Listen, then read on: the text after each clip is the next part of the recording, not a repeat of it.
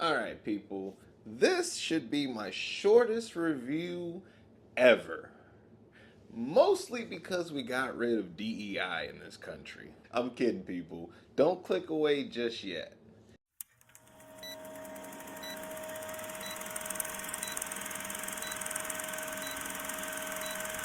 What's going on, everyone? My name is Henry from Ahead of the Curve 94.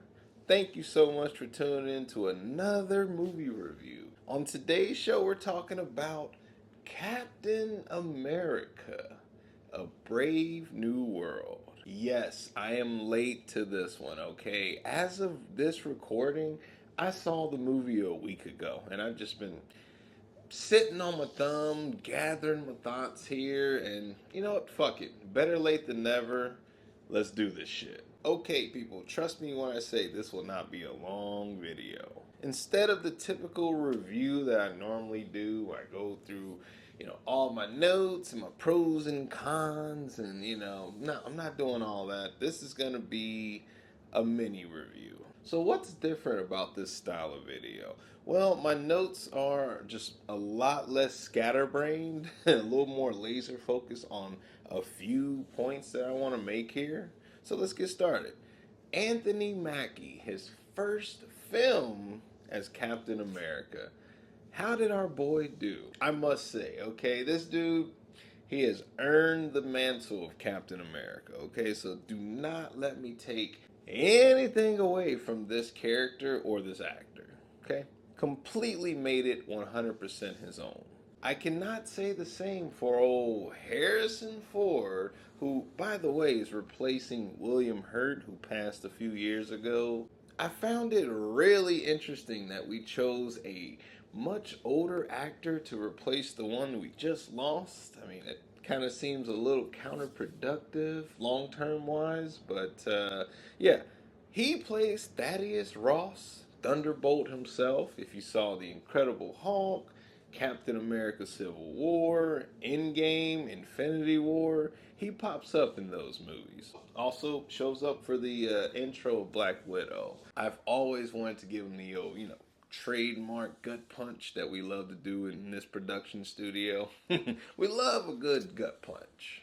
I gotta be honest with you, people, this might be a hot take. I've never been a big fan of Harrison Ford, so I'm not sure if that's sort of, dampening my experience here, but hey, I've never seen an entire Indiana Jones film. I've seen The Force Awakens, I've seen Air Force One regarding Henry, which, you might understand why I saw that movie, okay? Still, not a big fan. I've still yet to see the right version of Blade Runner, depending on like 4 or 5 different versions. So, yeah, that might have something to do with it. Giancarlo Esposito as a character named Sidewinder? Forgive me if I'm messing that one up, but this character, I saw him in the trailers and I said, oh shit, they better not waste my boy Gus, okay? They cannot do that. But by the time the movie ended, I was just like, oh, okay. It's not necessarily a waste, but there's not a lot for him to do here. So maybe he'll pop up in a different film down the line. But as of right now, if you cut him out of the film, it won't do too much to alter the plot. Hmm. What? A man can't eat a piece of turkey bacon while reviewing Captain America 4? Isn't this a free country? Yeah, so Giancarlo Esposito, still a legend, but he's just protagonist number 3 or whatever. Up next, we're going to talk about Joaquin, who takes over the role as Falcon, Captain America's sidekick. Allow me to just say this really quickly. Captain America and Falcon's relationship in this film, it's very much different than the one we got in the previous films, okay? Joaquin as Falcon and Sam as Cap, their dynamic is completely different than Sam and Steve's. And for that, I gotta say, I was surprised at how much I actually enjoyed their interaction. Most of the time, you get the, spunky kid sidekick who's, making jokes all the time. Unlike Miss Marvel over here, say what you want, people, but I adore this film, okay? This was my favorite MCU film of the year released. Yeah, in case you're wondering, I'm one of those fucking guys. Next up, we're going to talk about Isaiah, who, if you haven't seen if you haven't seen Falcon and the Winter Soldier, you might not know who this character is. Long story short, this dude is a OG badass, and yes, he was a Captain America for a time. Unfortunately, the government, buried him, putting him in prison for over 3 decades. He missed a lot of shit, needless to say. So when we're reintroduced to Isaiah, he very much just wants to, keep to his side and stay out the way. Also, during that scene, we get a little bit of a captain versus captain training scene, which, hey, that's fun. Unfortunately, we didn't get enough of those because, well, if you saw the trailer or the movie, you'll know that Isaiah, well, he goes haywire, and then at one point in the White House tries to kill Ross, the fucking president. Next, we're going to talk about Shira Haas. I believe I'm pronouncing that right. She plays Ruth, who is a Black Widow, or at least a former Black Widow. Long story short, Ross appoints her the head of his security detail. This little fucking tiny ass. Okay, look, I get it, internet. People are pissed that she's introduced to kick some ass, okay? My whole thing is like, why are people pissed? I mean, she really only had one real fight scene, at least that I recall. And I mean, yeah, she kicks a couple guys' asses, but like, dude, she's a fucking Black Widow. Nobody here could take out a Black Widow, okay? I don't know if you know this, but they're known to whoop ass here and there. So, I mean, I just didn't understand all the criticism I kept hearing and reading. I was like, I just thought there were bigger issues to focus on. And lastly, character-wise, I want to talk about the main antagonist of this one, Samuel Stearns, played by Tim Blake Nelson. If you haven't seen the 2008 Incredible Hulk movie, you're definitely going to be lost here because this is a character from a film that's mostly forgotten. I don't remember the last time I heard a reference to this movie. This character is smart as hell, and he's sort of like the chess master behind it all.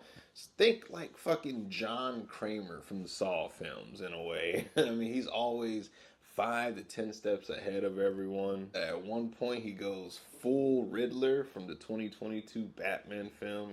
Gets himself caught so he can just taunt and gloat. And his whole backstory is fucking tragic, people. Literally, this guy was put in a hole for like 17 years, and he was forced to work for Ross in secret. So yeah, he's pissed, and I don't fucking blame him. Could you?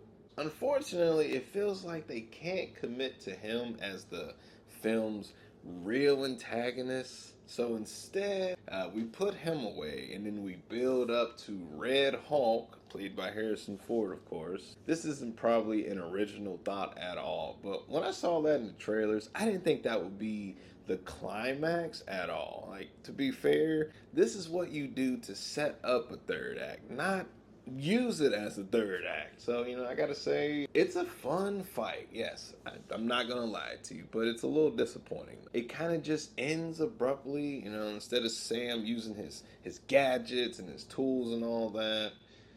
He uses his words, which, hey, I can appreciate. Well, I don't need a big punchy fight, but at the end of the day, we just got that anyway. So, the message is a little muddled. Captain America 4 is definitely a film of the times that we are in, specifically for us Americans. Yet somehow this kind of feels like it was filmed in the early days of the pandemic. It's almost as if this was locked in a vault somewhere and it's just a holdover. Also, they could release it just in time for Trump's re-election. Unfortunately, if the film had been just a better movie overall, I think the message would have been received, but sometimes it's definitely lacking. I gotta be real. Another thing, I praised some of the action scenes earlier, specifically the one involving the dead Celestial in the middle of the ocean. Yeah, this one's really hard to ignore. the sense of scale and scope for that sequence, it was probably the standout for me. And unfortunately, like I mentioned, that was not the climax. Yeah, that shit's great, but unfortunately, in like the first half specifically, a lot of the scenes they have no room to breathe because the goddamn camera's just up close and like I want to absorb this in, but y'all are not letting me. Let me just say something. A common complaint with MCU films as of late is the addition of nanosuit technology where your mask just manifests itself and your suit comes on. You know, think Black Panther, Iron Man, Ant-Man, they all do it now. I found it funny that for some reason Sam, logistically speaking, he would have one of those on pretty much at all times, and yet in this movie he keeps getting caught without his shit. So he has to, use his brains, his wits to overcome antagonist number 3. Look, I get it adds stakes to the situation, but like I said, logistically speaking, he would have that on, okay? He's Captain of fucking America. Come on. By the end of the movie, Harrison Ford is in prison, the raft that was introduced in Civil War. Cap and Ross have a nice little one-on-one conversation where before it ended, I ain't gonna lie to you people, I wanted Cap to say he himself was going to run for president. Okay, I thought we were about to reach that moment. Of course, that's not how it went down at all, but hey, I would have been okay with it. I appreciate the filmmakers not making this a goddamn 3 hour epic. I mean, not every film has to stay that long. In some cases, you want to get in and get out, and this film's just right about 2 hours. So, at least for me, I gotta say, this is a pro working for it because I don't think we had 30 more minutes of material here. At least not in this version, because if you aren't aware, this film is cut to shit and reshot a lot of it. I mean, undergone like 2 name changes, if I'm not mistaken. So, yeah, this one, it's a little bit of a Frankenstein's monster of a film, but I mean, it for the most part works. If you're worried about DEI, and not the one I mentioned earlier, wink, in this case I'm referring to, is this film a dead end interval?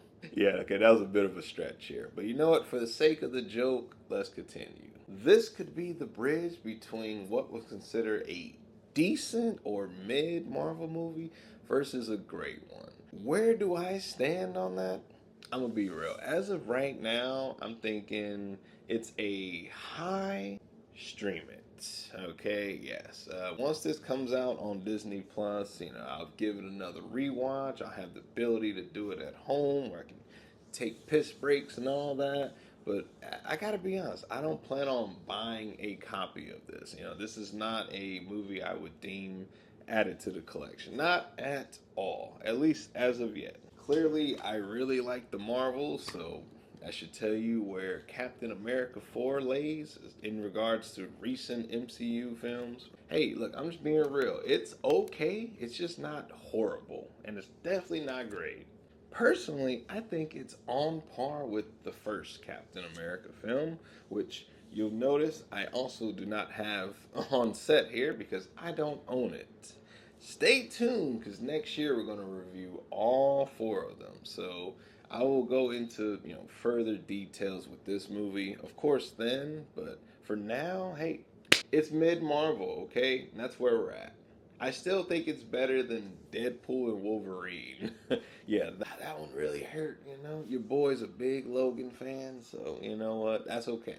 Check out the review if you want to know more about that one. Okay, people, I think that's it. Let's get the fuck out of here. It's been great talking to you.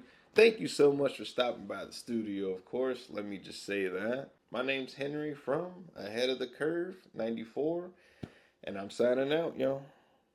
Deuces. Hey, it's me again, the guy from the thing you just watched. Or fell asleep on, and you know who you are. Either way, I just need to say thank you so much. You deserve a reward. So, there you go. And while we're here, please consider subscribing, leaving a comment, and most definitely check out another video. Perhaps this one right here, or maybe that one over there.